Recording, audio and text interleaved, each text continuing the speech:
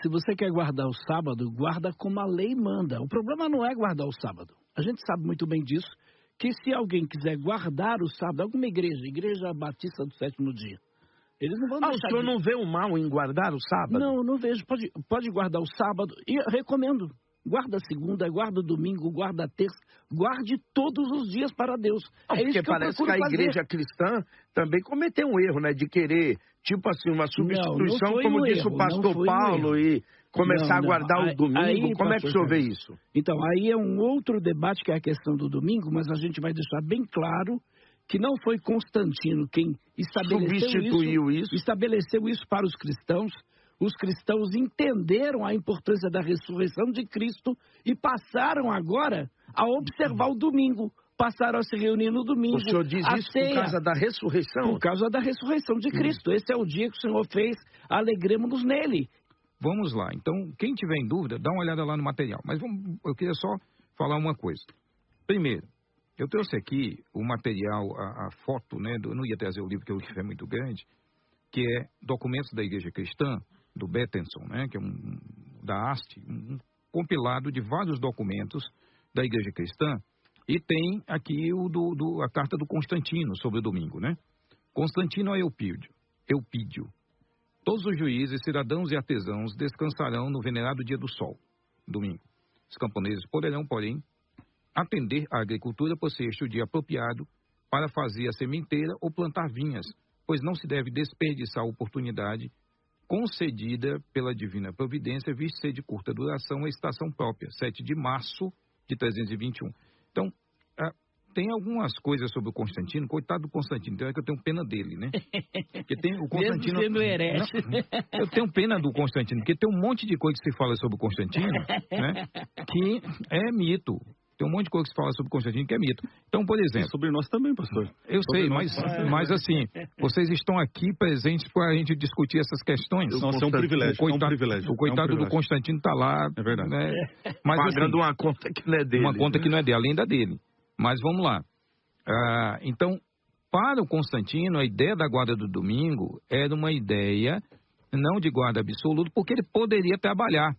Agora, a igreja, ela não teve o domingo como um dia a ser guardado, pelo menos nos documentos que a gente vê posteriormente. Se eu pegar, quais são os documentos que eu tenho das igrejas cristãs? As cartas, eu nem falo Novo Testamento, vou falar de carta apostólica, nada disso.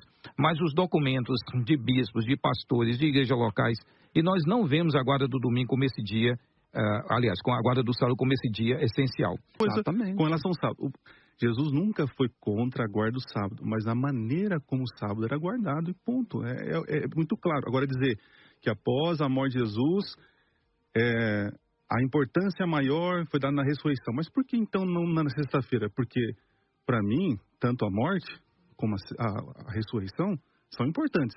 Então, por que a igreja deu mais importância para a ressurreição? Logo, então, é o dia do Senhor. E eu admiro o pastor Paulo dizer o seguinte, que realmente, esse negócio do domingo não encontra base bíblica, que é o domingo agora, né? Isso é fantástico, né?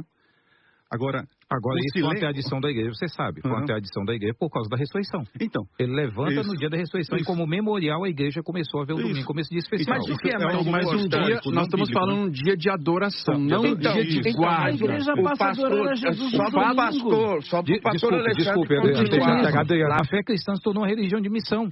E mesmo sendo essa religião de missão, você não tem, no segundo século, vamos esquecer o século dos apóstolos, vamos falar agora da interpretação, como viram, segundo século, terceiro século, quarto, você não viu a guarda do sábado nessas igrejas. Todo mundo compreendeu errado, e mesmo que tendo grupos que guardaram sábado na história da igreja. Ou seja, o senhor está afirmando que a igreja passou 18 séculos sem observar a maioria não, você não vê. Isso, nem na igreja. Não, igreja no norte da África, a igreja copta não tem. Você vê, a igreja siríaca não tem. Você vê, eu não estou falando de católica. Tá falando de igreja. Entendeu? Cristã. A Rita Melquita não tem, existe um Melquita não tem, os gregos não tem. Mas esse remanescente sumiu na história e apareceu no século XIX. Não. Aí é o senhor, a visão a interpretação. Deixa só um pouquinho, porque lecionei durante 20 anos a história da igreja. Então, eu recapitulo o seguinte. O que me parece que até o ano 54, 48, 56, a igreja não sofreu uma perseguição estatal pelo Império. Ponto. A perseguição foi ali pontual. Ali, aqui e tal. E a primeira perseguição foi mais dentro do que fora. Aquele caso lá de Estevão se declarar um cristão mais helenizado do que judaizado e tal. Mas quando a igreja se declara uma nova religião fora do judaísmo, que ela fala assim, não, nós somos uma nova religião. E Cristo é Deus e não e imperador. o Cristo e tal, aí que a igreja começou a ser perseguida pelo Estado, até porque ela não tinha autorização como religião para funcionar. Até, no entanto, não se perseguia porque acreditava que a igreja evangélica era mais uma seita do judaísmo. Não é isso? É um fariseu ou como outro tal. Quando ela se declara uma nova religião, aí vem a perseguição. E aí é que eu digo para vocês, quando a igreja se declara uma nova religião, um dos pontos principais da história de que marcou ela como nova religião é justamente porque ela se desliga dos costumes judeus, os judaicos. Exatamente o ponto central era a guarda do sábado. Não estou falando de forma pejorativa, mas não dá. Por quê? Para normatizar o que o senhor está dizendo. Exato, porque eles estão escrevendo carta pessoal. A igreja do primeiro século não tem Novo Testamento. A igreja do primeiro século não tem Novo Testamento. Entende? Mas a sua tem visão, igreja, pastor? Mas não tem Novo Testamento. Tá. Então, nós temos que lembrar que hoje o livro que a gente pega aqui, pastor, de 27 livros no Novo Testamento, para a gente chegar a uma concepção teológica de algumas questões, não existia. Quem era a voz disso? Por isso que os católicos falam da tradição. A voz era a tradição apostólica. Era o apóstolo que mandava uma carta diante de uma dificuldade e está aqui, pessoal, é isso aqui que é seguir. Só depois a igreja organiza isso. Como é que essa igreja vive nos primeiros séculos? Não guardou o sábado. Aliás, a separação do cristianismo do judaísmo foi uma dessas rupturas, foi isso. Foi aquilo que você teve por volta do ano 48 a 56. O cristianismo foi... A perseguição do cristianismo... Começou quando ele rompe com isso. Ele rompe, por quê? Porque agora eles vão ser chamados de cristãos. Então, tem um diferencial. Os judeus faziam parte, estavam ligados à Colégia Romana. O que era a Colégia Romana? A instituição romana era como se fosse um ministério que para você participar de uma religião, você tinha que estar ligado a ele. Exatamente. Então, eles estavam ligados, os romanos. Por isso ninguém enchia o saco do romano. Desculpa, os judeus. Ninguém perturbava o judeu. Mas os cristãos não tinham ligado à colégio. E as perseguições também se davam pontualmente. Dependia quando... Na segunda parte, vamos examinar o aspecto histórico relacionado à observância do sábado. Embora Constantino não haja começado com a ideia da guarda do domingo, seu decreto de 321 foi crucial para que a Igreja, posteriormente, oficializasse essa prática como dia de descanso. Desde o segundo século, alguns líderes cristãos de origem gentílica incentivaram suas comunidades a abandonarem o sábado, como é o caso de João Crisóstomo e Inácio, demonstrando que ainda havia muitos cristãos mantendo a observância deste dia. Confira uma citação de Sócrates, historiador da Igreja grega do século V. Ele relata que, na época dele, muitas igrejas ao redor do mundo ainda celebravam os mistérios sagrados no sábado. Quase todas as igrejas em todas as partes do mundo celebravam os sagrados mistérios no sábado de cada semana. Todavia, os cristãos de Alexandria e de Roma, por causa de uma antiga tradição, tinham deixado de fazer isso.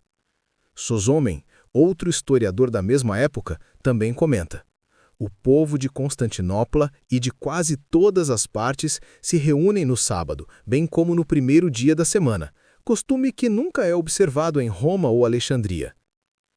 Vemos que até o Sínodo de Laodiceia deixa claro que muitos cristãos guardavam o sábado, pois estimula eles a honrarem o domingo no lugar do sábado. Mais à frente irei mostrar a citação. Os pastores também abordaram a questão de que, para os pais da igreja, o domingo não era considerado um dia de guarda como o sábado era pelos judeus. Sim, concordo. Eles o viam apenas como um dia especial de culto. No entanto, Ao analisar o Sínodo de Laodiceia, que foi responsável por oficializar a substituição do sábado pelo domingo, percebe-se que, a partir desse momento, o domingo passou a ser encarado como um dia de guarda. Veja. Os cristãos não devem judaizar descansando no sábado, mas trabalhar nesse dia. Devem, entretanto, honrar o domingo e, se possível, não trabalhar nele como cristãos. Veja também essa citação relacionada ao 9º século, em que o Papa Nicolau I pede para a Igreja na Bulgária cesse de trabalhar no domingo ao invés do sábado. Mais uma vez mostrando que o domingo foi encarado como dia de guarda. Vejamos essa citação histórica. O Papa Nicolau I, no 9º século, enviou ao príncipe governante da Bulgária um extenso documento dizendo que se devia cessar o trabalho no domingo, mas não no sábado. O líder da Igreja grega, ofendido pela interferência do papado, declarou o Papa excomungado. E outra coisa, por alguns desses líderes adotarem o domingo como dia de culto, tem muito a ver pela questão de os judeus sofrerem sanções do imperador por conta da revolta mal-sucedida de Bar Kokhba. Inclusive por conta dos fiscos judaicos impostos por Adriano àqueles que fossem judeus ou praticassem o judaísmo. A iniciativa de querer se tornar uma religião à parte e se afastar do judaísmo foi que fez o sábado ser abandonado. E não só o sábado. Vemos que até a Páscoa, com a data judaica bíblica, foi mudada, pois antes era comemorada na data do dia 14 do mês de Nissan, o primeiro mês do calendário religioso judaico. Mas para justificar esse anti-judaísmo, os bispos das diversas igrejas de maioria gentílica trabalharam a ideia de o domingo ser um dia da celebração da ressurreição de Jesus. Aqui vale ressaltar que muitos historiadores, como Daniel Boyarin, relata que a separação do cristianismo do judaísmo vai ter seu clímax no 4º século, o que vai cessar a conversão de judeus a Cristo. Temos que frisar também que no 1º século, não só os seguidores de Jesus eram considerados como parte de mais uma seita do judaísmo, como também os irmãos gentios congregavam juntos com eles. Atos 15, a decisão foi de não obrigar os gentios a serem circuncidados, porém, eles estavam convidados a ir nas sinagogas para aprender mais da lei. Muitos dos gentios que aceitaram a Jesus com a pregação de Paulo já frequentavam as sinagogas. No judaísmo do tempo dos apóstolos, existiam 3 grupos de fiéis: os judeus hebreus, os judeus convertidos ou judeus gregos, e havia os tementes, que, embora rejeitassem a circuncisão, eles praticavam os demais mandamentos da lei. Paulo, ao desconsiderar a circuncisão para os tementes, foi acusado pelos judeus fariseus que aceitaram Jesus de ir contra a lei. Paulo, para provar que não estava ensinando os gentios a descumprir os mandamentos, aceitou o desafio de fazer o voto de Nazireu. Nas cartas de Gálatas, Romanos e Colossenses, Paulo trabalha a ideia de que, seja por motivos legalistas ou nacionalistas, os gentios não deviam submeter a lei como meio de serem inseridos na aliança. Somente a graça advinda do sacrifício de Jesus é que podemos estar na aliança. Então ele não combateu a lei, e sim a forma errada que ela estava sendo imposta por seus colegas judeus zelosos. Mas aí nós temos as guerras judaicas, okay? E nós temos, então, esse desenvolvimento, o acirramento desse antijudaísmo depois das guerras judaicas. Okay? Até a morte de Nero, no ano 68 da Era Comum, o status do judaísmo dos judeus no Império Romano era reconhecido, de certo modo respeitado e protegido por lei. Manifestações antijudaicas eram localizadas e normalmente eram represadas ou dominadas ou controladas para não para acabarem, não é? Por Roma. Um exemplo disso você vê na história dos levantes, ali, das ações anti-judaicas que ocorreram em Alexandria no ano 38. Segundo nós temos relatos da época da própria, nós temos em Filon sobre isso, a cidade de Alexandria ela era dividida em 5 distritos. Desses 5 distritos, 2 eram habitados maiormente por judeus. Mas daí, na época ali, se levantou muitos judeus estavam procurando também a cidadania grega e etc. E daí você vai ver da parte de liderança religiosa entre os egípcios helênicos e outros mais, um levante de acusações contra os judeus, que vai levar a multidão e ao povo, a população de Alexandria a se levantar contra os judeus e invadir as casas desses judeus, né? Depredar, roubar, saquear, expulsar os judeus das suas casas e obrigarem todos os judeus a irem morar num só quarteirão, numa só seção da cidade, o que criou aumentou muito a população, encheu de gente essa região ali, e foram cometidos todo tipo de crimes, assassinatos, crucificaram, né? E o governador romano Flaccus, na época lá, foi conivente com tudo isso e também participou, né? Invadindo sinagogas, destruindo, perseguindo judeus, executando judeus, roubando, né? E, no entanto, qual foi a reação do Império Romano? Ao ter relatado isso, o Império Romano foi lá, depôs Flaccus, né? Controlou ali a rebelião, de certo modo, não é? Acabou com a rebelião. Flaccus foi condenado no ano seguinte, 39, e foi executado, primeiro deportado, depois executado. Sim? Por quê? Porque a religião romana a religião judaica era uma religião lícita, ou seja, uma religião permitida pelo Império Romano e, portanto, tinha também certos direitos de proteção. E lá junto a algumas autoridades romanas, havia gente simpática também à posição e alguns pensadores romanos. Mas havia também muitos que eram contrários, e havia sentimentos populares e da classe governante também contrário a eles. Mas até Nero, né, o negócio ainda, para o contexto judaico, era relativamente bem protegido.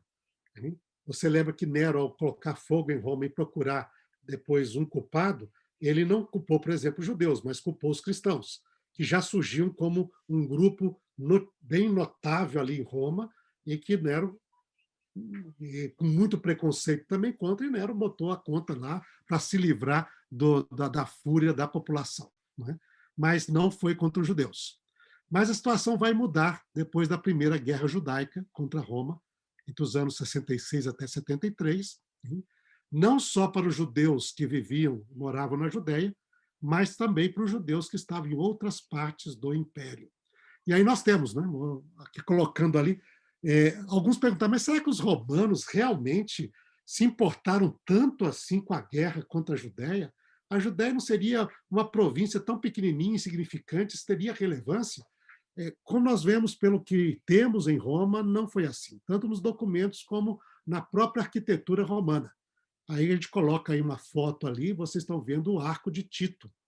O Arco de Tito está entre o Coliseu e o Monte Palatino, onde ficavam os palácios dos imperadores romanos e o templo do fogo, da chama romana, lá que ficava acima, lá, né, do Deus Sol, protetor de Roma, e da chama sagrada. Não é? Você tem, entre o Coliseu foi construído aqui, você tem um Arco de Tito aqui, depois você tinha a região que era o centro nervoso do governo romano, no Monte Palatino. Não é? E você tem esse arco todo construído por Tito para celebrar a vitória romana sobre a Judéia e a vitória sobre a rebelião dessa guerra judaica.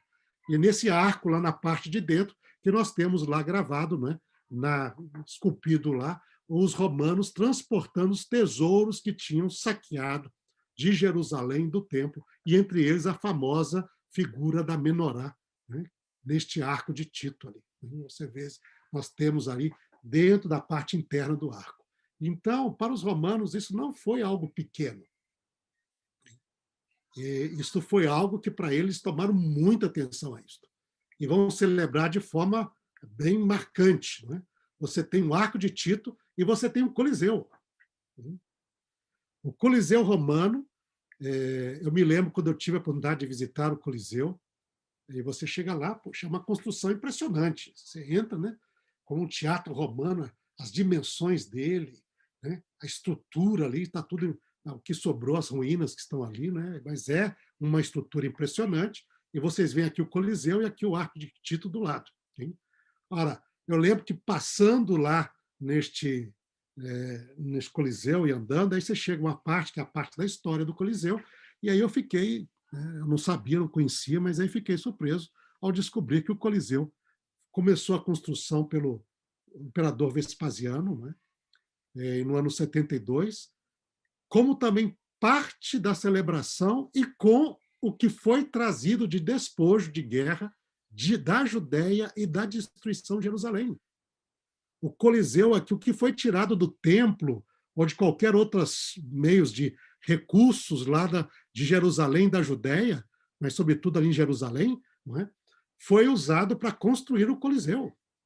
E aí isso para mim teve um impacto, eu falo para vocês assim, teve um impacto, naquele momento, foi um impacto tremendo para mim. Porque eu pensei, olha, o Templo de Jerusalém, que era o lugar da adoração do Deus Altíssimo, do Deus Criador, né? Do Deus da vida, onde ali havia para a pessoa vir fazer expiação, perdão, né? Restabelecer sua relação com Deus. Então, era o local da adoração do Deus Altíssimo. Os tesouros tirados do templo e de Jerusalém foram usados para construir um templo para a morte. Isso foi a impressão na horta, porque o Coliseu é onde se celebravam os jogos romanos ali, gladiadores, né? Lutas com animais. Foi usado, né? Ali era o templo da morte. A pessoa vinha para celebrar pessoas que matavam uma outra, pessoas que lutavam contra animais, animais que matavam as pessoas. Né? Então, assim, uau! Né? Que coisa, que impacto. Mas o Coliseu, assim, essa construção arquitetônica tão famosa de Roma, está ligada com a Guerra Judaica, a Primeira Guerra Judaica. A construção dela foi concluída no ano 80 por Tito, que foi o general que vai conquistar, não é, destruir Jerusalém, e que sucedeu depois o seu pai, o imperador Vespasiano, como imperador. Né? Então, Tito se torna imperador depois do seu pai Vespasiano.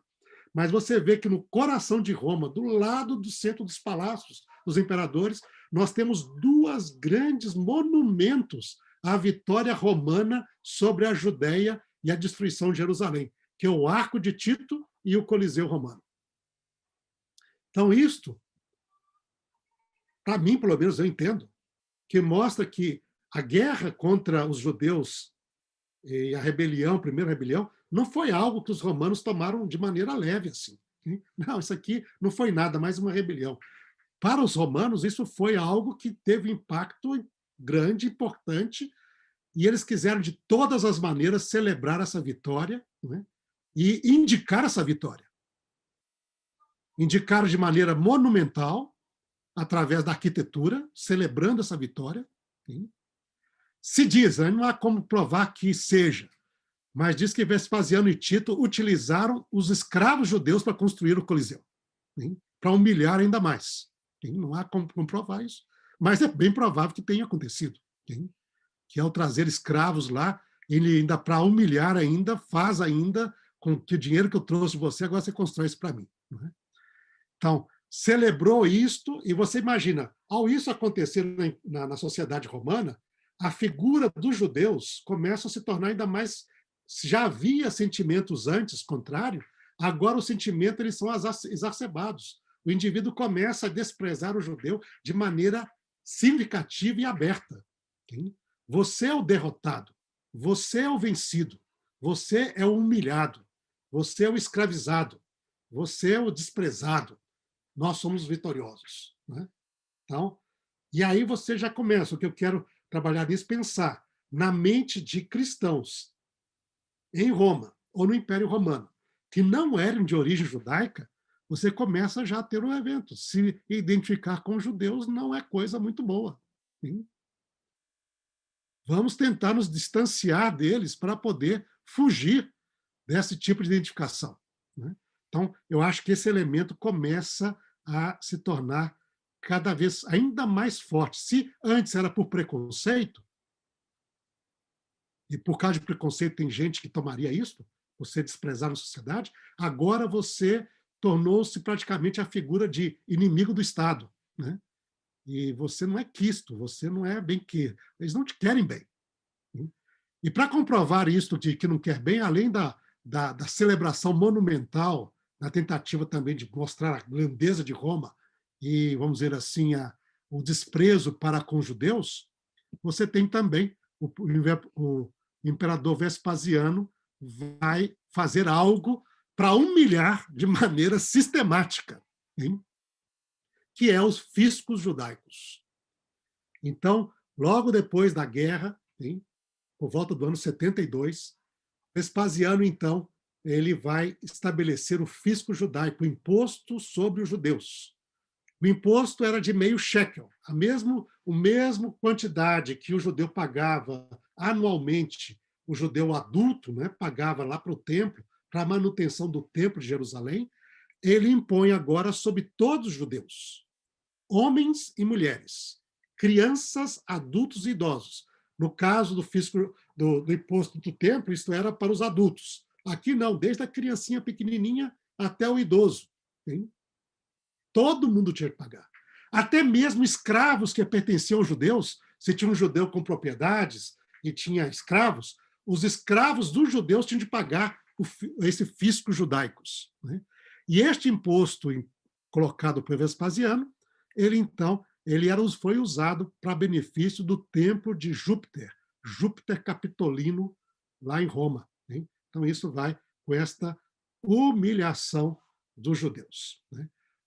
Na sequência, depois, então, o imperador Domiciano, que reinou durante os anos 81 e 96, passou a exigir o fisco judaico não somente dos judeus, mas de todos que viviam como judeus.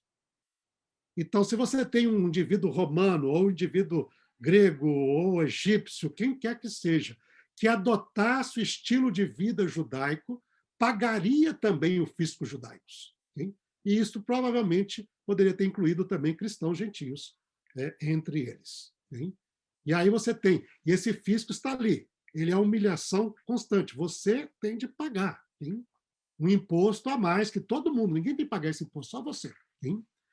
O imperador Nerva, ele vai, que sucedeu o Domiciano, ele vai, então, no ano de 96, 98, ele vai manter esse imposto sobre os judeus, mas suspender os abusos da cobrança do mesmo para os não-judeus. Hein? E ele vai cunhar essa moeda que está aí, a moeda que está aparecendo ali. Se vocês veem essa moeda que ele cunhou, Nerva, chama eles calúmnios, né? Está escrito ali calúmnios, deixa eu ver aqui, vai colocar lá calúnios, blasta, fiscos judaicos, aí bota uma palmeira lá, que ele parou o abuso de cobrar dos não-judeus, mas só vai continuar a cobrar de judeus. Né? Então aí, imperador Nerva, com esta uma evidência desse tipo de humilhação que o romano colocou a todo judeu. Né? Mas a situação vai continuar com o tempo, não fica claro até quando foi cobrado esse imposto dos judeus. Algumas fontes parecem sugerir que foi a segunda parte do segundo século, outras parecem indicar que ele durou até o terceiro século. Alguns historiadores creem que ele foi abolido somente pelo imperador Juliano Apóstata no quarto século, em 361 a 362. Então, esse tipo de fisco ele funcionava como um elemento social pesado, porque ele distinguia o judeu para humilhá-lo. Não é? E todos aqueles que também poderiam ser considerados judeus, provavelmente para fugir do imposto, iam declarar diante da autoridade romana: eu não sou judeu, hein? Eu sou romano, eu sou isso, eu sou aquilo. Né?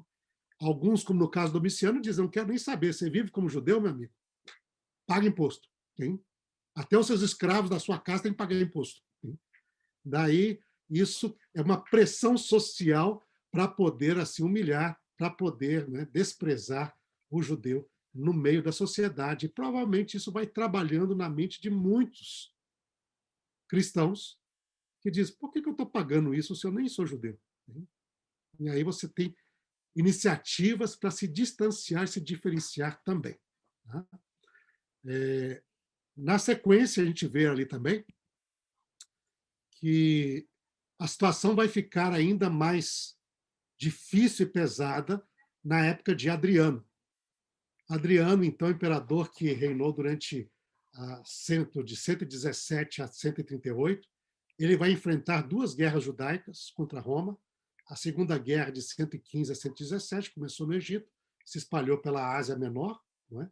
E a Terceira Guerra, a Guerra de Bar Kokhba, então ali de o ano 132 a 136. E Adriano, ele vai, dentro desse contexto, vai decretar medidas severas, várias medidas, contra judeus e contra o judaísmo no seu governo. E realmente aqui a situação partiu para uma violência, uma tentativa, inclusive, de provavelmente destruir todo o resquício do judaísmo e dos judeus no Império. Então, o que nós vemos ali?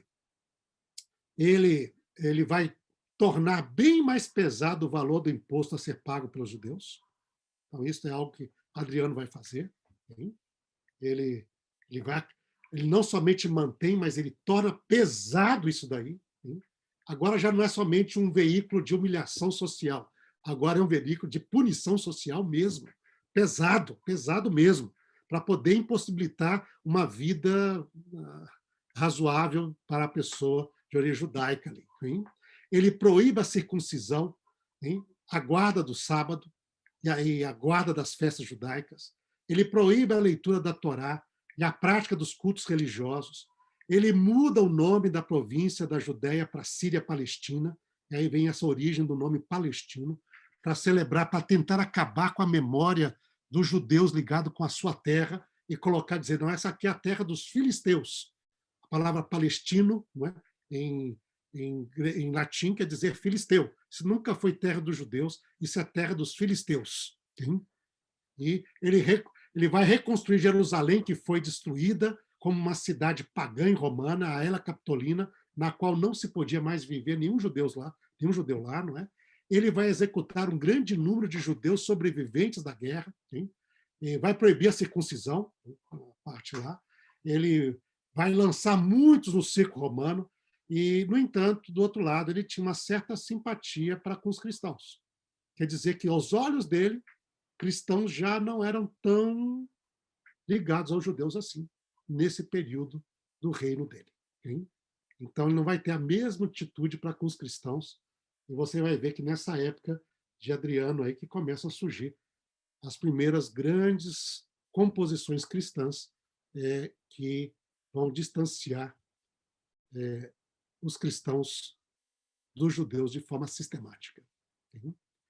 E aí veio aquela pergunta que alguns de vocês fizeram, quando nós estamos discutindo o Novo Testamento. Falando assim, puxa, mas não seria a construção de uma identidade? Eu creio que no Novo Testamento nós não encontramos essa construção de identidade, porque os apóstolos ainda vão se identificar como judeu, Paulo mesmo vai se identificar como judeu, vai ter relacionamento com a comunidade judaica de maneira direta.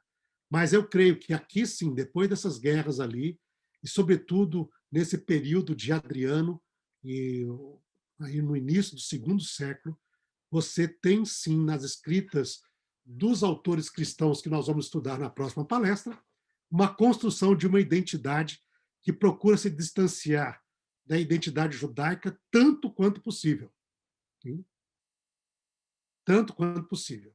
E fugir desta intolerância, destes sentimentos anti-judaicos, ou mesmo a pessoa podia ter, né? Porque lembra, não é somente uma questão. O próprio indivíduo se tornou cristão, podia ele mesmo ter sentimentos anti-judaicos, não é?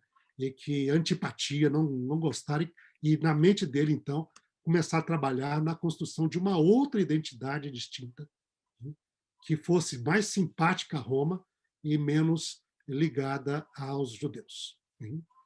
Então, aqui hoje a palestra, portanto, nós vamos ver aí.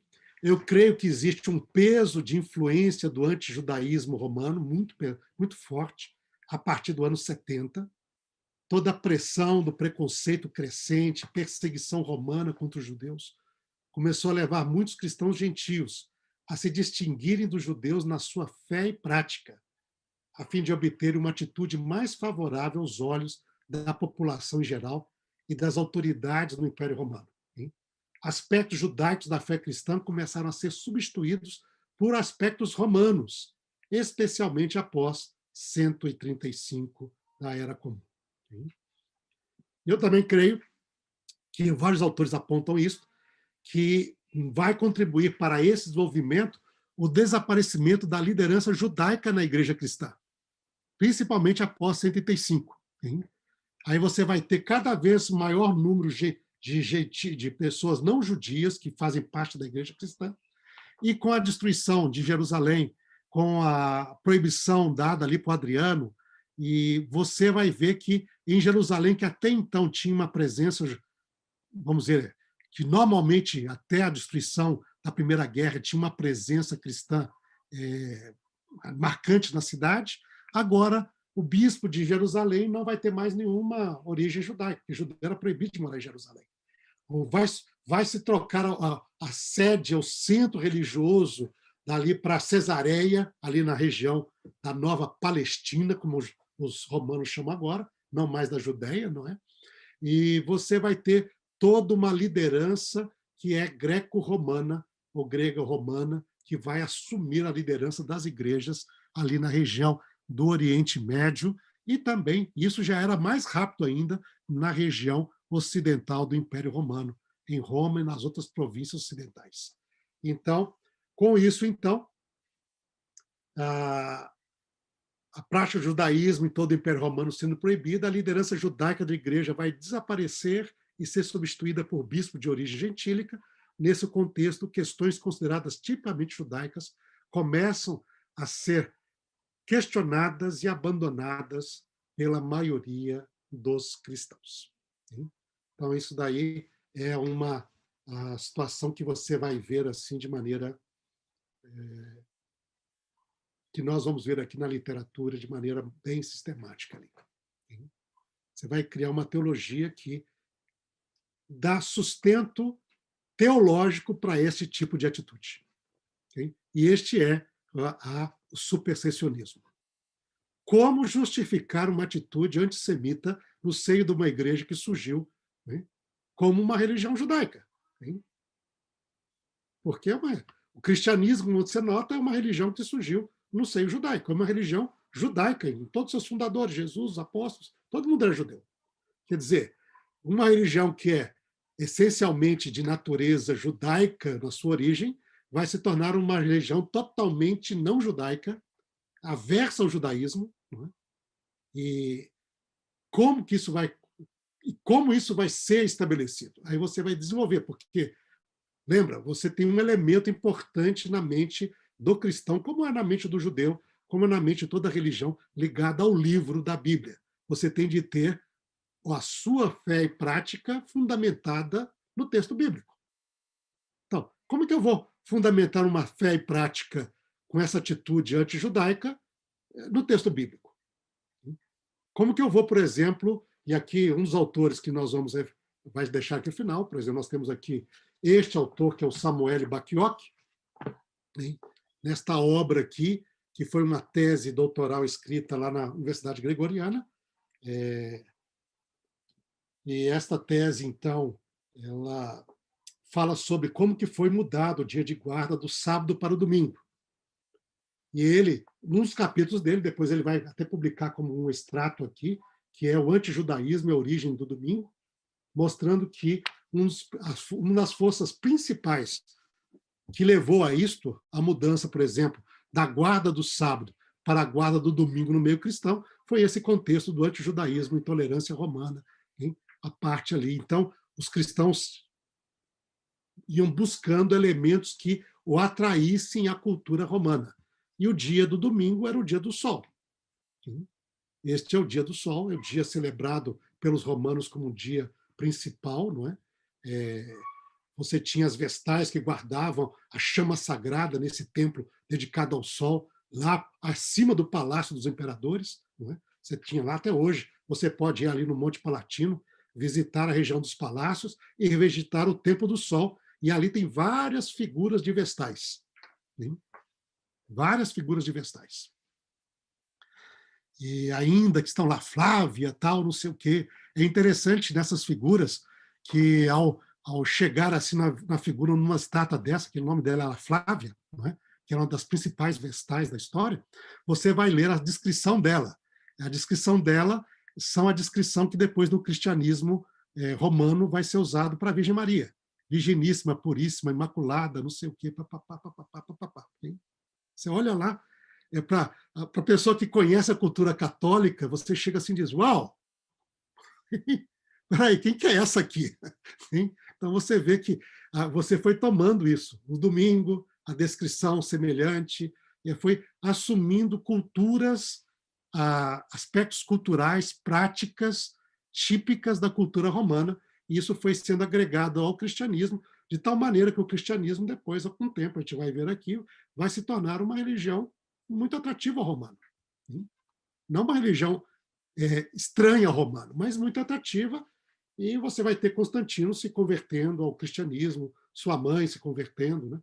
Tão importante, a mãe de Constantino, para a história até de Israel, lá com os lugares santos, sagrados lá, não é? Ela veio lá para identificar tudo quanto é lugar, ela encontrou tudo, encontrou. Né? Hoje, a gente vê, temos aqui a professora Daphne, que é arqueóloga aí, não é?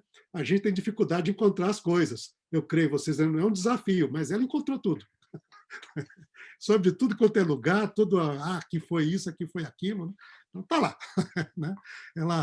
Então, mas toda essa aproximação da cultura romana, que não foi sem altos e baixos, porque alguns imperadores vão perseguir terrivelmente os cristãos ainda, com tudo isso ainda, não é? Mas finalmente ele vai chegar ali, Constantino vai se tornar cristão, depois vai ter uma apostasia ali, não é? Você vai ter um retorno breve, mas depois volta e sacramenta essa religião do Estado. E essa é uma religião, aí nós vamos ter uma religião que é muito romana, né? Inclusive até no título mesmo, o cristianismo ortodoxo vai se tornar uma... Bom, ortodoxo a gente usa para o oriental, mas o ocidental vai se tornar uma igreja romana, né? Universal romana. E todo o ideal romano vai ser incorporado ali. Você vai ver isso no escrito dos pais da igreja, etc. Então, eu creio que isso é muito importante, né, nesse conceito. E, terminando, então, eu creio que, ao desaparecer a liderança judaica que existia, você vai ter aí uma liderança não judaica e não simpatizante, e que vai desenvolver essa teologia. E quem não concordava com isto era considerado como herege. Você vai ter várias referências a grupos ali, ebionitas e não sei o quê, que é difícil saber que realmente eles criam ou não. Por quê? Porque é apresentado pelos que eram inimigos deles, ou aqueles que rejeitaram eles. Então, você sabe desses grupos hereges através da literatura da igreja que se tornou a igreja dominante. Realmente assim? É desse jeito mesmo? Ou não é? E você vai desenvolver essa ideia de qualquer cristão que manteve algum costume judaico é um judaizante. E, portanto, ele tem de ser condenado pela igreja. E isso vai passar através dos primeiros séculos e através da Idade Média até hoje. E ainda existe um impacto muito grande sobre isso ainda. Então, eu creio aqui, eu vou compartilhar com vocês a nossa palestra hoje, Mauro, foi só 1 hora, viu? A gente não quis cansar vocês, não, mas eu creio que este é o solo onde se desenvolveu esta teologia e este sentimento e esta atitude, e vai desenvolver esse preconceito do antissemitismo cristão dentro desse contexto que ocorreu no Império Romano ali. Ok? Então, aqui já... Ok, aqui, Mauro? Alguém aqui tem alguma coisa aqui para compartilhar aqui? Aqui? Não sei aqui. Não sou eu que estou compartilhando, hein, gente? Eu não sei quem está... Pessoal, tem alguém compartilhando aí a tela. Se puder tirar. Professor. Obrigado. Tem gente pedindo para o senhor continuar falando. Nada, hoje vou dar uma pausa, porque senão a gente... Mas nós temos aqui um momento para tocar ideias. Então, aqui, nós vamos ter aqui umas 5 referências, pelo menos, que eu vou colocar. Eu não tive tempo de incluí-las todas aqui na nossa apresentação, tá? Mas, por exemplo, ali, nós temos aqui o livro do Samuel Bacchiocchi, né, que está aí como referência. Temos o livro do Marcel Simon, Verus Israel. o estudo, então, das relações entre cristãos e judeus no Império Romano, nos anos aí 135 a 425, publicado ali pela Oxford, pela Littman Library of Jewish Civilization, e tem outros 3 obras a mais que eu vou incluir aqui ainda, mas estaremos aí compartilhando com vocês também. Esse capítulo aí do Marcel Simon, eu cito o capítulo que ele trata sobre esse contexto do antijudaísmo romano e o impacto da interação com o cristianismo, a proposta dele. Então, isso vamos compartilhar com vocês e alguns outros mais. O do Bacchiocchi eu vou ter de fazer aqui, criar um PDF dele aqui para poder compartilhar com vocês, mas será feito também, tá bom? Professor, nós temos aí o Eternal Full e outros mais que eu tenho, que eu usei, mas que não, no final aqui não consegui incluir aqui, mas vai ser incluído e vai ser também compartilhado o material ali, tá bom? Ok, Mauro, perguntas agora? Sim. Levantar uma questão aqui com o senhor. De uns tempos para cá, a figura do Jesus histórico, ela serviu muito de tema para escritores judeus falarem sobre Jesus e reconhecer Jesus de Nazaré como um judeu do seu tempo. Uhum. Nós temos vários livros sobre isso. E essa questão da separação do cristianismo com o judaísmo a partir do segundo século, tem isso também em literaturas de escritores judeus falando sobre isso? O Marcel Simon é um deles, né? Essa obra que falou Vero Israel é um deles. É uma das obras, né? Mas tem várias obras ali, material que a gente vai compor com vocês também ali, muitos deles. Alguns que eu já enviei não são material simplesmente cristão. Tem material judaico também, tá?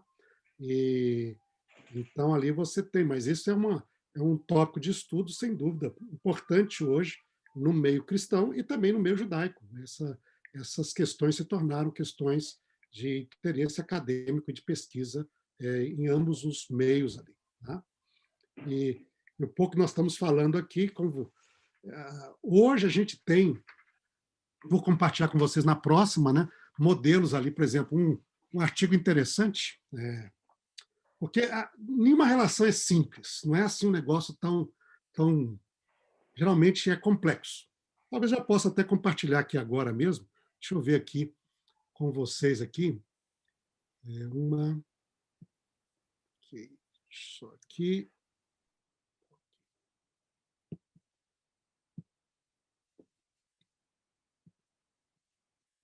Ok. Só um momento aqui.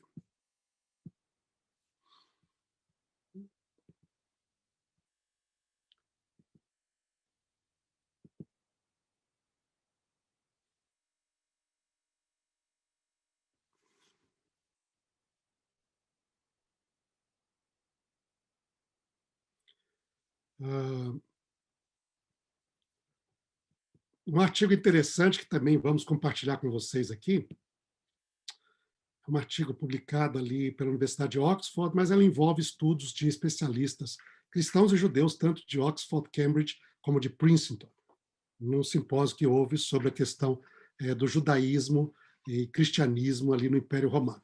Então, este material, aqui tem um artigo muito interessante, que é o capítulo 15 dessa obra.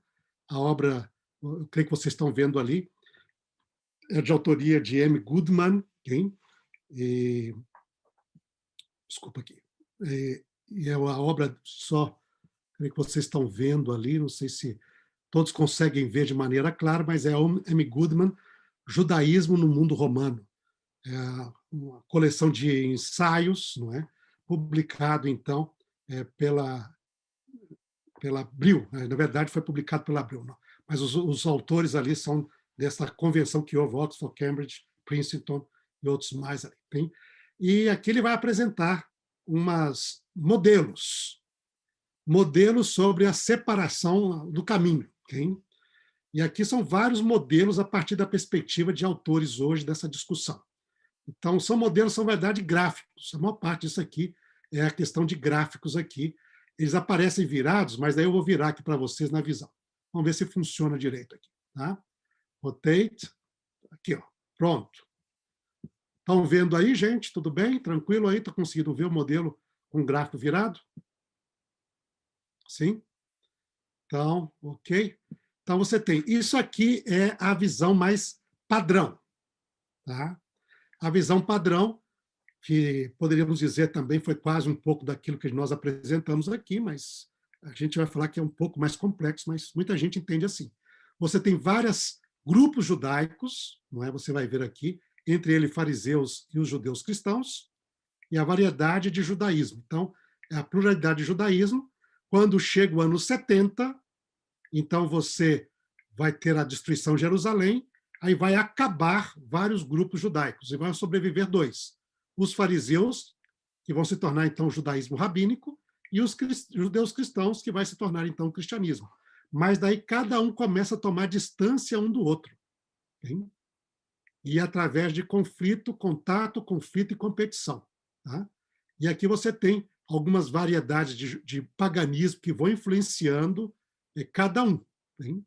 Cada um aqui. Hein? Até o ano 400, etc. Aí você vai ter esse tipo de influências que as duas religiões vão ter na relação entre si, hein? E aí vão se distanciando, e na relação com as religiões pagãs, nas quais eles vão interagindo também e vão adotando certos aspectos de cada uma dessas religiões. Então, este é um padrão, vamos dizer assim, de compreensão da separação que é padrão, tá? Na maioria daqueles que estudam nos dias de hoje. Tá? Então, E você vai ver o cristianismo adotando algumas práticas pagãs e o judaísmo também, mesmo na sua parte, existe algumas crenças e práticas. Né? Eu vi agora, lendo nessa semana ali, sobre até um artigo muito interessante no Jerusalem Post, sobre o desastre que aconteceu ali no Monte Meron. Não é? Mas a análise dele foi uma análise assim cortante, falando assim, gente, o que é isso? A prática feita ali com as fogueiras e as celebrações, ele diz, isto não existia no judaísmo nem quando o judaísmo ortodoxo foi fundado. Diz lá, isso, ao começar entre os místicos ali na Galileia, isso incorpora uma prática que não é judaica, de celebrar com fogo e cerimônias para poder conectar-se com a alma de um rabino. E diz isso dali, diz, se o pessoal lá, ele fala assim, se Maimônides, Rashi, etc., tivesse levantado aqui, eles teriam um ataque cardíaco a ver isso lá. Okay? E diz, e no entanto, a ultra-ortodoxia judaica, muitos deles estão tomando isso como se fosse uma coisa extremamente importante, a juntar lá 100 mil ultra-ortodoxos para fazer uma celebração que não existe no Talmud, não existe na literatura judaica e seria contrária até. Né? Imagina. Então, você tem sempre essas interações que vão acontecer na religião, tanto judaísmo como cristianismo, que vão adotando, pelo menos, alguns dos grupos vão adotando práticas que não fazem parte da sua herança anterior, hein? Ou bíblica, ou fundamental, não é? Do estabelecimento. Então, este vamos dizer assim, este é o diagrama clássico. Hein? Hoje, você já tem outro grupo que considera essa divisão de maneira diferente. Considera que a linha do judaísmo rabínico é que mantém a herança do passado. Hein? E que o cristianismo ele vai se desenvolver em diferentes grupos, separando-se dessa linha. Muita gente considera dessa maneira também. Hein? Isso é uma outra compreensão. E muita gente tem essa visão. Hein? Outros têm que, no entanto, são cristãos e judeus vão se desenvolver paralelo, de uma maneira diferente, mas não um saindo do outro, hein?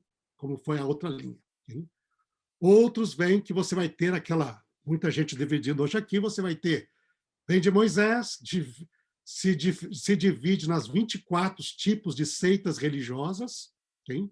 Paralelo a Moisés, você tem o mundo gentílico, com o Avodazará, que é a prática do paganismo. Não é?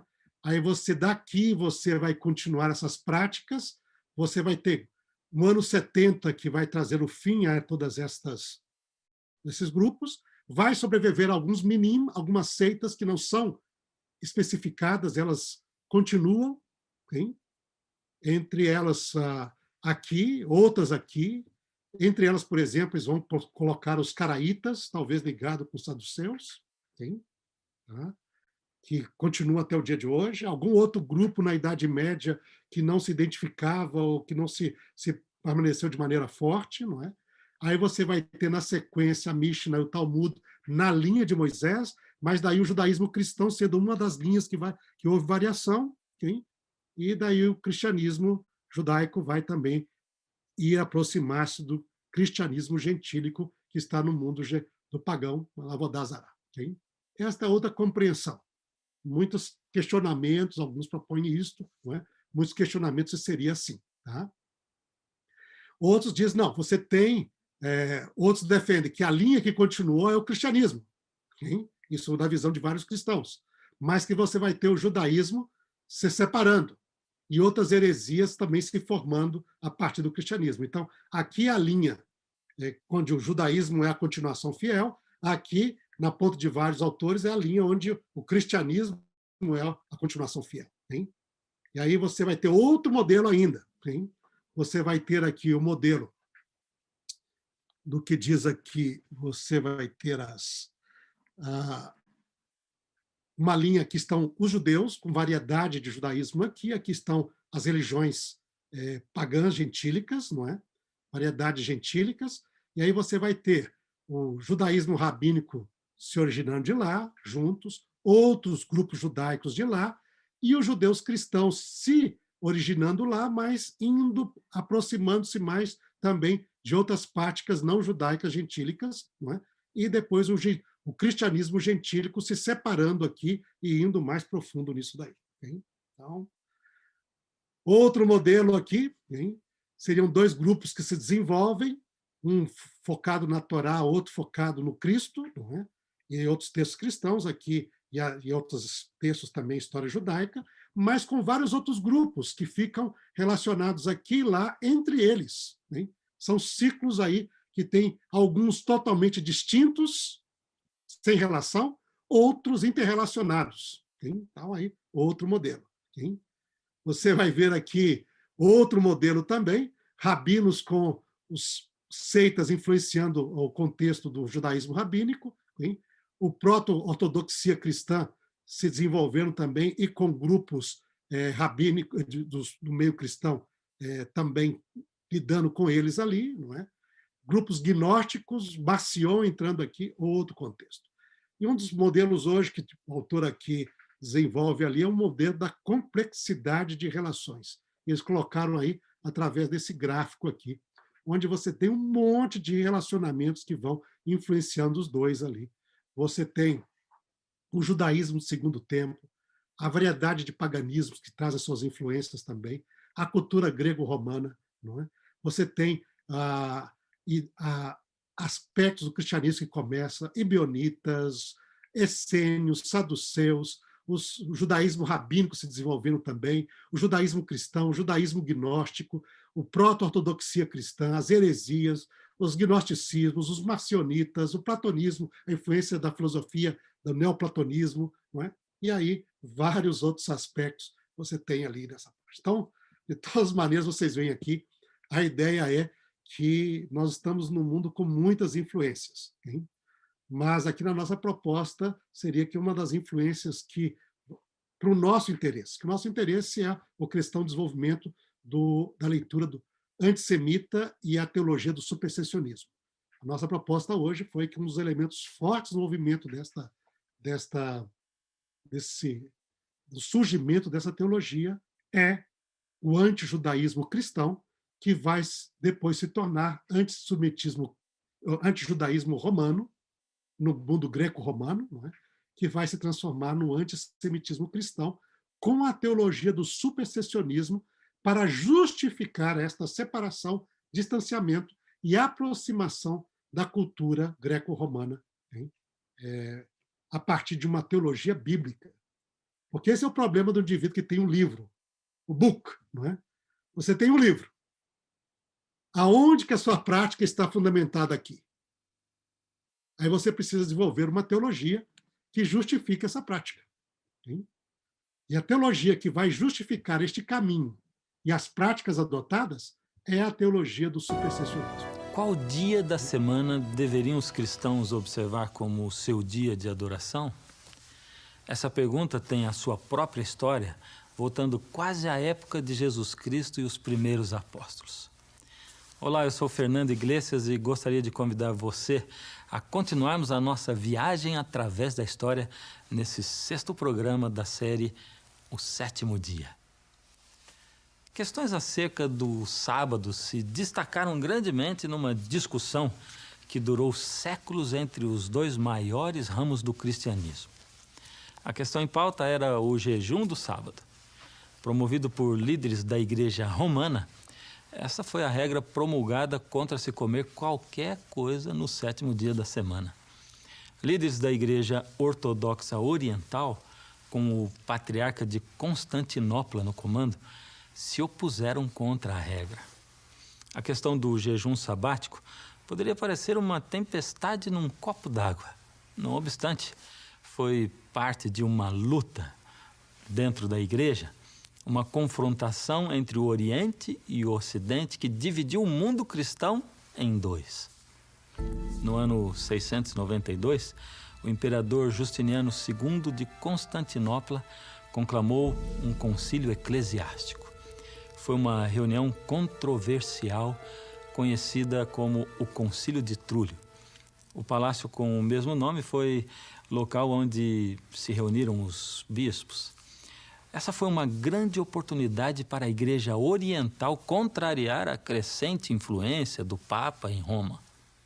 O cânon 55 do Concílio de Trullo está baseado no cânon 64 dos cânones apostólicos e nos vários cânones dos concílios locais. O postulado que podemos tirar desses cânones é que não se pode jejuar num dia festivo.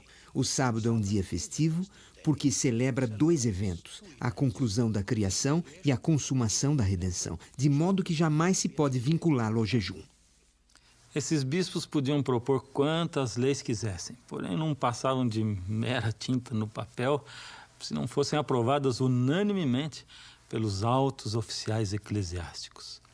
Para tal, os bispos tinham que enviar os seus cânones a Roma para assinatura papal.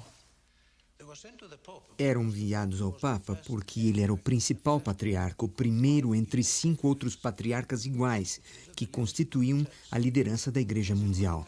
Como era de costume em todos os concílios, tinham que ser aprovados e assinados por todos como sinal de sua unidade na fé e ordem. O Papa não assinou os cânones do Concílio de Trullo porque estes se opunham ao jejum sabático.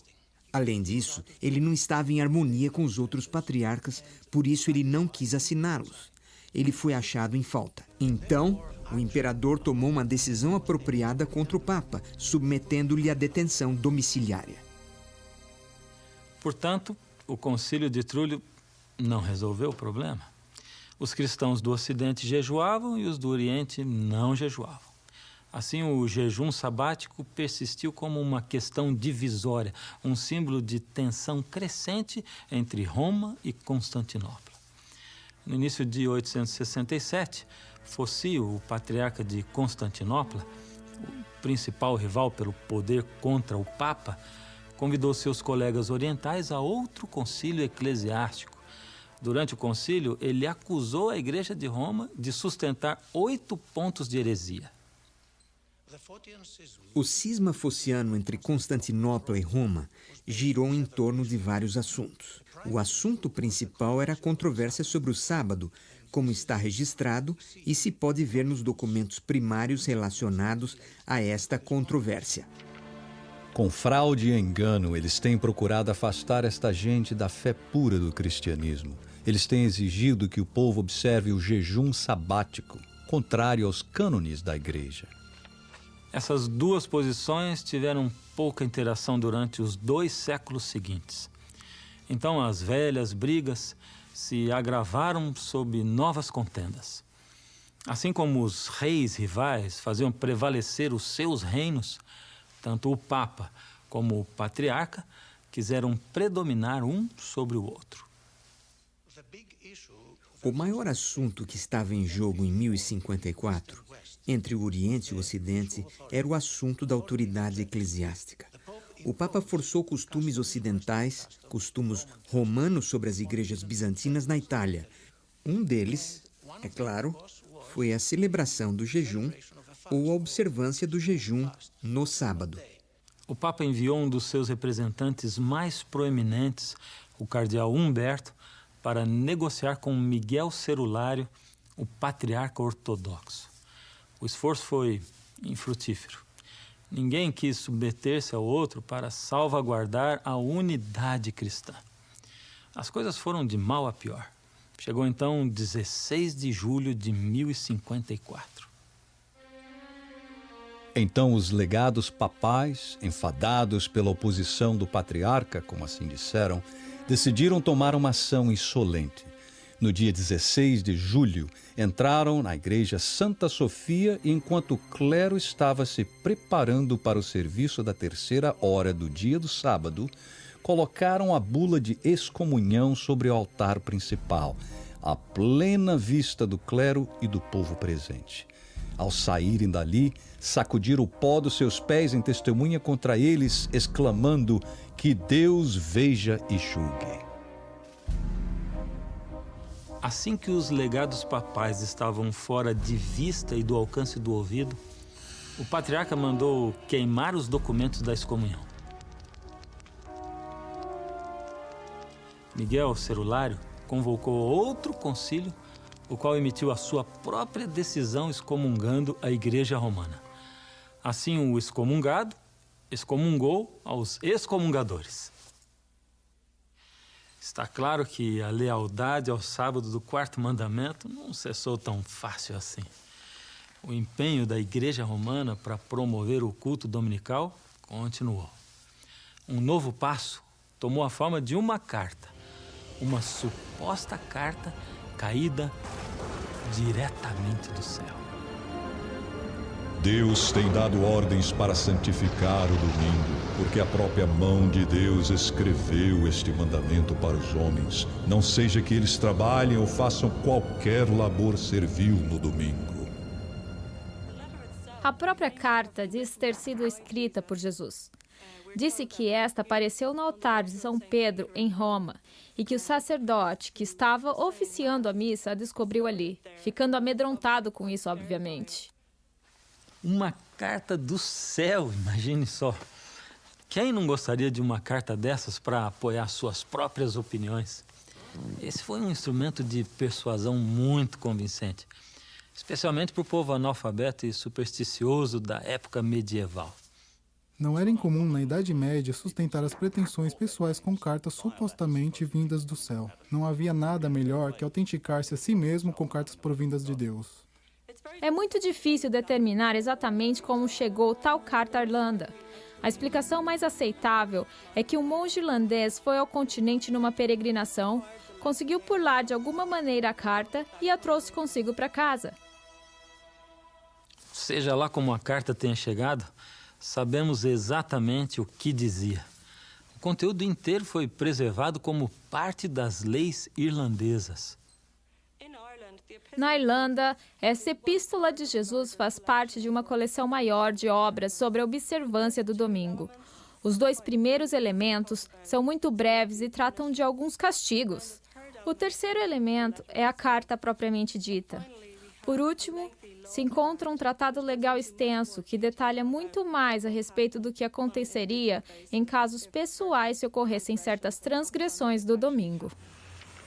Toda a praga e aflição que sobrevieram ao mundo por causa da transgressão do domingo sobrevieram. Ainda mais, a bestas ferozes em certos lugares do Oriente enviadas contra os homens, pois para vingar a transgressão do domingo foram enviadas.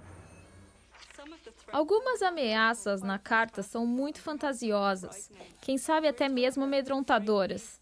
Diz que grandes bestas e gafanhotos estão simplesmente esperando vingar a transgressão do domingo. Haverá chuvaradas torrenciais com trovões e relâmpagos e saraivas. Haverá serpentes voadoras no céu. Enfim, Grandes infortúnios e destruições ocorrerão se o povo quebrar a lei dominical. Para a mente medieval ingênua, essas ameaças de castigos sobrenaturais teriam sido espantosas. Melhor reformar-se na observância dominical que arriscar os pavores das pragas e catástrofes sobrenaturais. Essa suposta epístola de Jesus claramente apoiava os cânones dos concílios eclesiásticos e as declarações dos papas. Porém, ela estava em direto conflito com a lei do repouso dos 10 mandamentos. A Epístola de Jesus pertence ao corpo maciço da literatura apócrifa. Isso significa que não é canônica, que não faz parte da Bíblia. E de maneira alguma deve ser aceita como genuína. Essa carta de Jesus é uma prova de quão determinados estavam os líderes da igreja medieval romana a substituir o sábado bíblico pelo domingo. Artifícios semelhantes que envolviam mensagens dos céus foram empregados em outros lugares e séculos. No ano 1200, Eustácio de Fley, um abade francês, chegou à Inglaterra e empreendeu a versão medieval da campanha revitalista. Ele argumentava que o povo não devia comprar nem vender aos domingos, mas percebendo que seu empenho era infrutífero, ele retornou à França. Em 1201, ele voltou novamente. Desta vez, ele estava munido de uma carta supostamente recebida do céu e caída diretamente sobre o altar de São Simeão em Jerusalém. Nela, o próprio Deus ameaçava castigar aquele que trabalhasse ou comprasse ou vendesse no domingo. A tentativa de compelir a abstinência de trabalhar no domingo continuou por toda a Idade Média, nos concílios eclesiásticos, nos decretos papais, na lei canônica e nos tribunais. E, obviamente, o fato destas contínuas tentativas de se fazer cumprir esta lei indica que nem sempre era observada. De modo geral, a Igreja Romana conseguiu estabelecer e fazer cumprir a observância do domingo. Afinal de contas, imperadores e reis tinham o dever de fazer cumprir as leis da Igreja. Além disso, com exceção de lugares afastados, a Igreja controlava a leitura das Sagradas Escrituras. Na maioria dos casos, o povo comum dependia do sacerdote para entender os ensinos da Bíblia. Contudo, haviam lugares remotos onde as Escrituras ainda existiam na língua popular. E foi nesses lugares que grupos corajosos resistiram contra a autoridade da Igreja e persistiram em guardar o repouso do 7º dia. Nas montanhas do norte da Espanha e da Itália e no sul da França, há grupos inteiros de habitantes que se tornaram lendários por terem resistido contra o poder de Roma, tais como os albigenses, os catarrinos, os passadini e os valdenses. Os relatos dessa época nos dizem que, entre esses grupos, haviam muitos que observavam o sábado do 7º dia. Os inimigos acusavam os catarrinos e alguns dos valdenses de ensinar os cristãos a guardar a lei de Moisés ao pé da letra, incluindo o sábado. Os Passagini, um outro grupo, observavam o sábado porque criam que este existia desde antes de ser dada a lei dos 10 mandamentos. Existe um relato do século XII no qual se conta que um grupo de 4 homens e uma criança, dos catarrinos, em viagem perto de Collonges, França, foram capturados e queimados na fogueira por não assistirem à igreja no dia do Senhor, ou seja, o domingo. Unidos, a igreja e o Estado tinham o poder de impor sua vontade, nem que fosse pela força das armas. Perseguiam sem vacilar e faziam coerção contra os dissidentes. Aí entrou em cena João Wycliffe. E o mundo cristão jamais seria o mesmo. João Wycliffe nasceu em Yorkshire, na vila de Hipswell, na mansão de uma família bem rica, de modo que seus pais tinham fundos suficientes para enviar seu filho precoce à Universidade de Oxford para se educar. Wycliffe fez de Oxford seu lar pelo resto da sua vida, o centro da sua vida, do seu empenho e da sua influência. Wycliffe foi um homem muito apaixonado pela palavra de Deus e dedicou-se a tornar conhecida essa palavra ao povo inglês. Ele amava a palavra de Deus até o ponto de estar disposto a enfrentar-se contra as autoridades da igreja nos seus dias, mesmo sofrendo grandes perdas e arriscando sua vida. Por exemplo, na questão da leitura pessoal da Bíblia, a posição da igreja estabelecida era que o leigo ordinário era burro demais para tirar qualquer proveito. Era preciso anos de altos estudos para ser capaz de compreender realmente a Bíblia. A hierarquia da igreja se opunha tenazmente a que houvesse Bíblias na língua vernacular para o leigo, porque isso frustraria o papel do padre, dando certo tipo de autoridade ao leigo para interpretar as Escrituras por si mesmo. João Wycliffe entendia muito bem e respeitava o ser humano. Na sua época, toda lição e ensino religioso provinha da igreja institucional. Mas a igreja estava fracassando no ensino da palavra de Deus ao povo. Wycliffe acreditava que os ensinos da Bíblia eram suficientemente claros para serem entendidos pela gente comum. Se eles pudessem lê-la, poderiam determinar por si mesmos o que crer e como se conduzir. Eu acho, em certo sentido, que a igreja estava temerosa disso, porque perderia o mando, a autoridade e o prestígio desfrutados naquela época.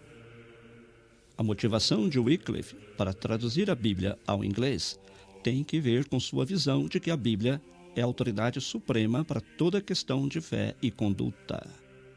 Sim, Wycliffe foi a força impulsionadora para a tradução da Bíblia ao inglês. Nos parece que ele foi o promotor do projeto. João Wycliffe não se limitou a traduzir a Bíblia, se convertendo em um crítico que falava explícita e inflexivelmente contra a igreja. A pena era uma arma em sua mão. E a igreja lhe concedia muitos alvos, como, por exemplo, quando o Papa Inocente III declarou que todo mundo precisava sujeitar-se ao bispo de Roma.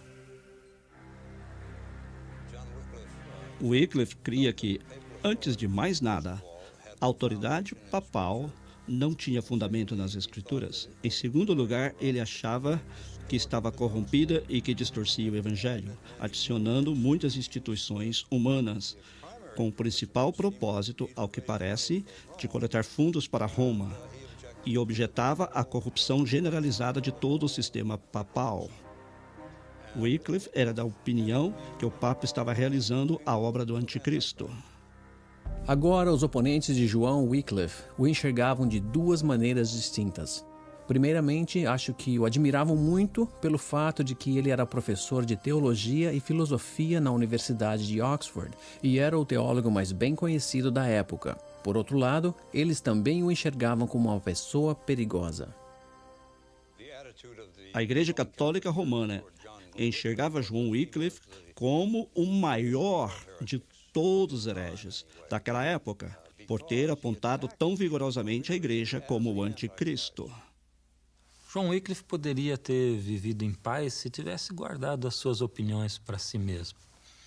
Mas ao publicá-las com a palavra e a pena, ele se tornou um imã atraindo a outros de pensamento semelhante. Ele era um homem carismático que atraía seguidores e partidários fiéis. Os seguidores de Wycliffe eram conhecidos como Lollardos. Ele inspirou os Lollardos a distribuírem Bíblias ao povo comum, Bíblias em inglês. E eles iam pelo país com suas túnicas pardas e sandálias, com seus cajados e quase mais nada, pela Inglaterra toda. No princípio, a palavra Lollardo era considerada burlesca e pejorativa. A origem da palavra provém do holandês lollen, que significa murmurar, mas foi empregada para se referir a eles como murmuradores e fanáticos religiosos. No final, a palavra foi acolhida pelos próprios Lollardos. Em um texto maravilhoso sobre a tradução bíblica, eles se referem ao próprio Jesus como o maior Lollardo que já existiu. Uma contenda de todos os tempos foi a questão da autoridade. Na época de Wycliffe, existiam dois pontos de vista. O clero pensava que tinha autoridade porque a igreja era infalível, uma infalibilidade outorgada por Deus. Por outro lado, os Lollardos criam que Deus tinha autoridade máxima por meio das Escrituras. No final, o movimento dos Lollardos teve que refugiar-se clandestinamente, tornando-se até mesmo pietista. O que quero dizer é que eles entendiam a Bíblia de forma mais literal, procurando aplicá-la a seus corações e às suas vidas de maneira mais concordantemente com o texto bíblico. Alguns lollardos se tornaram sabatistas, crendo que a adoração deve efetuar-se no 7º dia, conforme as Escrituras. Na verdade, só sabemos dos lollardos, guardadores do sábado, por meio dos registros de seus julgamentos. Por exemplo, temos o relato sobre João Seino, um dos lollardos que foi submetido a um julgamento ocorrido em 1402 por professar as crenças sabáticas. Ele manifestou que assim continuaria fazendo até que alguém lhe comprovasse pelas Escrituras que estava errado. Com esse conceito das Sagradas Escrituras, não deveríamos nos surpreender de que houvesse guardadores do sábado entre os lollardos. Eles foram os precursores de muitos que redescobriram o repouso do 7º dia durante a Reforma Protestante. Em 1377, o Papa Gregório XI emitiu declarações formais acusando John Wycliffe de heresia. Porém, a Igreja Romana não pôde restringir efetivamente a disseminação de suas ideias, pois eram demasiadamente fortes e persuasivas. E uma vez que atingissem os centros educativos da Europa, não poderiam ser detidas. Os ensinos de Wycliffe inspiraram ideias revolucionárias na mente dos primeiros reformadores protestantes. Por isso, os historiadores chamam a Wycliffe de a estrela d'alva da Reforma. A Igreja de Roma agiu duramente contra todos os que criam que as Escrituras tinham autoridade sobre a Igreja. Pois se Wycliffe morreu de causas naturais, muitos dos seus seguidores não tiveram essa mesma sorte. Uma severa perseguição surgiu contra eles, tendo efeito primariamente porque a Igreja e o governo inglês estavam estreitamente relacionados. Apesar da oposição da Confederação da Igreja e do Estado, as ideias de John Wycliffe se arraigaram no coração de muitos na Inglaterra, incluindo alguns membros ricos da nobreza. As instituições religiosas têm a triste memória de lançar mão da força quando a eficácia da persuasão fracassa. Isso é certamente o que ocorre quando a Igreja e o Estado se unem, e com certeza este foi o caso da Igreja Romana na Idade Média. Se a autoridade máxima da Igreja pudesse ser mantida, os ensinos da Bíblia seriam desacatados e logo esquecidos. Mas, considerando-se a Bíblia como fonte sagrada de doutrina e guia legítima da conduta cristã, a autoridade da Igreja e suas tradições é que diminuiriam muito. Graças a John Wycliffe, foi exatamente isso que aconteceu nos séculos seguintes, resultando na Reforma Protestante. Ao crescer o conhecimento da Bíblia, o entendimento revivificado do plano de Deus para a humanidade também cresceu, conforme revelado nos 10 Mandamentos. Isso tem a ver com o relato que estamos apresentando. Com a disponibilidade da Bíblia na língua do povo comum, foram criadas condições para a redescoberta do sábado bíblico.